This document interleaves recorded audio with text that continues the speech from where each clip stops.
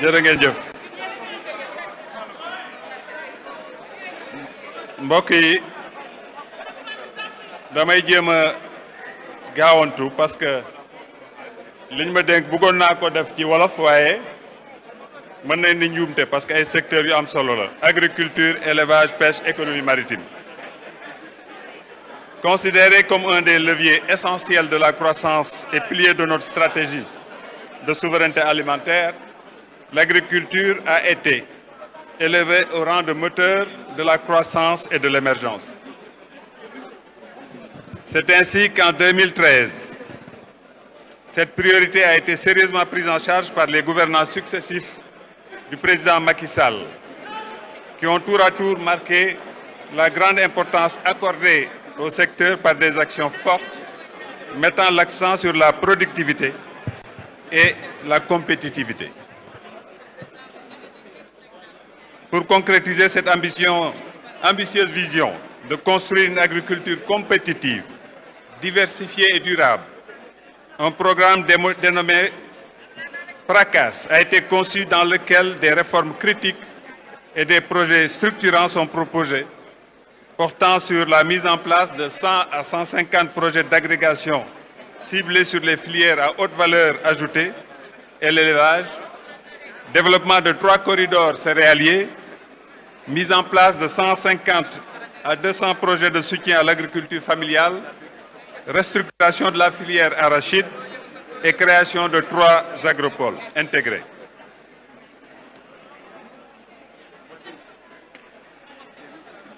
Je vais vous passer tous ces détails parce que le livre sera en ligne. Mais na ngeen noté ni bu ñu jógee ci production céréales, arachides et produits horticoles dañoo évoluer année 2012 céréales 1 499 757 la ñu nekkoon 2023 ñu ngi woon ci 4 255 353 maanaam évolution de 184%. Arachide ñu ngi woon ci 692 572 en 2012 ñu jàll à 1 700 000 en 2023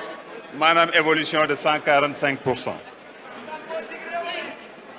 bu ma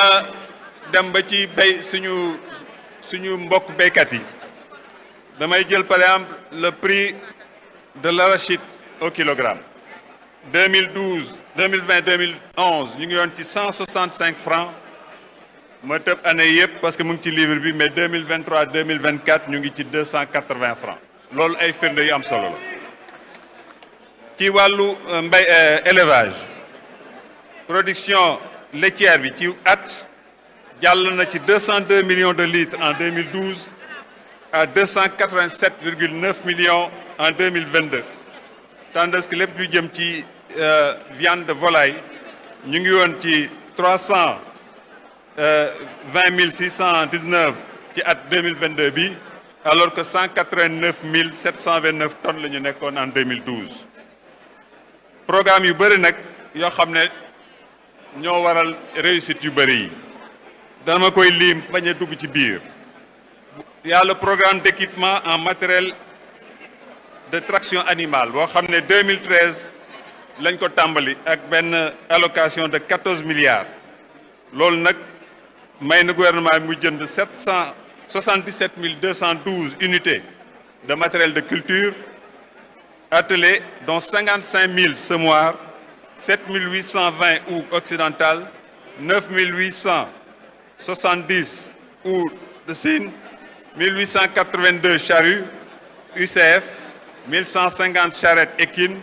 et 990 charrettes Assine. Le montant des subventions bi ñu daan jox béykat yi dañ leen daan subventionné ci lañ daan jënd ba 70%. loolu nag ba ma ko limee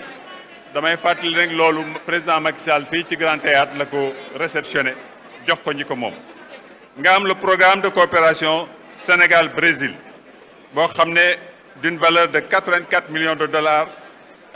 mu permettre yu bëre lu mel na la mise en place de 400 tracteurs de 75 chevaux et 78 ma yem ci lim bi di ngeen ko am ci livre bi jarul ma ciy sore. Programme de coopération Sénégal-Belgique de partenariat public-privé boobu it nga xam ne c'est exécuté par la société DEM pour un montant de 20 milliards may ñu jënd 2112 unités matérielles motorisées dont 400 tracteurs. Vous avez le programme de coopération Sénégal-Inde moom it de à peu près 32 milliards de francs CFA parce que 62,95 millions de dollars la. Le partenariat du ministère de l'Agriculture et de l'équipement rural ak DER/FJ ak la Banque agricole et Proval moom it dafa permettre ñu alléger les conditions d'accès au crédit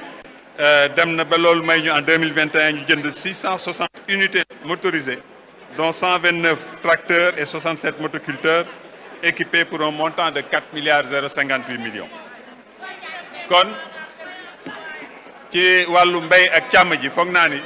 fan yi dégg ngeen seen acteurs yi seen bopp ñëpp xam nañ lan la ci président Macky Sall def ci lu am solo xam naa ni loolu ci détail bi di ngeen ko am ci livre bi. bu ñu demee ci napp gi ak transport maritime napp gi day doon secteur boo xam ne bu am solo la ci suñu économie parce que bokk na ci ñi gën a taxaw ci wàllu exportation parce que boo koy xayma dayoom ci exportation 82,17% des volumes d'échange la. Aquaculture 2012 371 tonnes la lu ñuy lancé la lu ñuy développé 2022 ñu ngi yoon ci 1586 tonnes donc wane na li mu jàll. wàllu ci li jëm ci wàllu pêche artisanale muy secteur bu am solo ma gis fi ay responsable de la pêche artisanale ñu jàpp ni loolu président Macky Sall daf ci indi modernisation infrastructure yi nga xam ne moom la ñuy jëfandikoo lu jëm ci ay wàllu quai lu jëm ci ay wàllu nu mu tuddati aire de transformation lu wàllu ci jëm ay four de transformation et cetera modernisation yooyu damay ciy jël loo xam ne par exemple pêche artisanale bi président Macky Sall day daan subventionné mool bu jënd moteur jox na la 1 million de subvention donc première tranche bi 5000 moteurs la woon boo xam ne mu ngi ko bouclé en 2019 pour 5 milliards deuxième bi mu tàmbale en 2020 pour 10 000 moteurs pour 10 milliards ci wàllu infrastructure am solo yu mu def ci wàllu woowu bu ñuy jëlee dañuy wax ci Sénégal quai de pêche léegi président Macky Sall dafa tàmbaloon di tabax ay port de pêche exemple bi ci gën a fës mooy port de pêche ba Budodi à Ziguinchor boo xam ne mu ngi fonctionner pour un montant de 2 milliards 319 millions ci wàllu chaîne de froid yu bëri def na ko ci jëm ci camion frigorifique yi ba ci ay complexe frigorifique bi ñu gën a jege fii mooy complexe frigorifique bu Hann boo xam ne montant bi 4 milliards 743 millions de 4 millions 743 mille US dollars la boo xam ne boobu it en hors taxe hors douane mu ngi waaj a pare. tabax ay marché au poisson bu mel na bu Tamba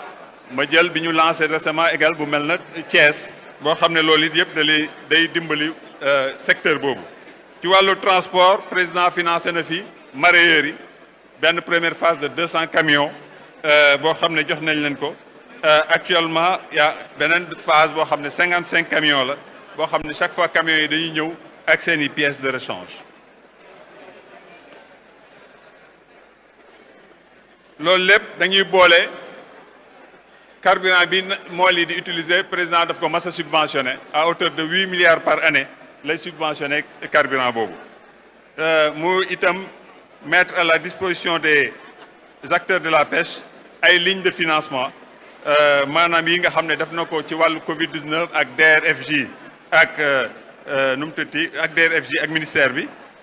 li muy subventionner les gilets de sauvetage chaque année en moyenne 20 000 gilets de sauvetage ñëpp xam nañ li muy jar waaye mool ba dana ko jënd 2500 francs donc ñu am ci un coût annuel de 250 millions. ci secteur pêche industrielle président Macky Sall jënd na ñetti patrouilleurs de haute mer de dernière jox ko marine pour justement muy gën a saytu gën a protéger suñuy géej waaye itam jënd na benn aéronef de patrouille maritime par l'armée de l'air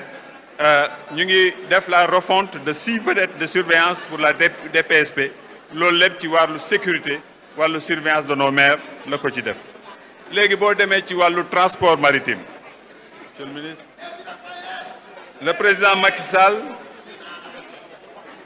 conscient du rôle crucial que les infrastructures portuaires jouaient dans le processus d'émergence du pays,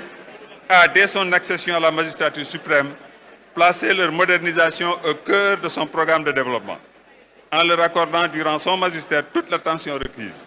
Le président a ainsi initié et supervisé des projets ambitieux visant à moderniser et à étendre les capacités portuaires du Sénégal afin de rendre notre pays plus compétitif sur le plan régional et mondial. Projet bi ci gën a am solo, l'un des plus emblématiques, mooy la modernisation et l'extension du port autonome de Dakar, qui est l'un des plus grands ports d'Afrique de l'Ouest. waaye port boobu gis na tey ay capacité de traitement et de marchandises ñu yokkin bu am solo, parce que bu ko président Macky Sall defuloon port boobu mu ngi doon mënoon nañ ko suuxal, parce que yeneen port yi ñu wër ñoom ñu ngi doon def les investissements nécessaires pour occuper ces places-là. Loolu moo tax tey le Sénégal doon na une sorte de plaque tournante du commerce régional et international. Tey am nañ une capacité de 900 000 EVP grâce ay terminaux yu ñu concédé à DP World et à Dakar Terminal. Loolu day renforcer donc les échanges économiques dans la sous-région de la CEDEAO ak li des ci àdduna bi, waaye itam suñu attractivité économique, parce que bu leen fàtte ni 95% suñu économie ci port yi lay jaar.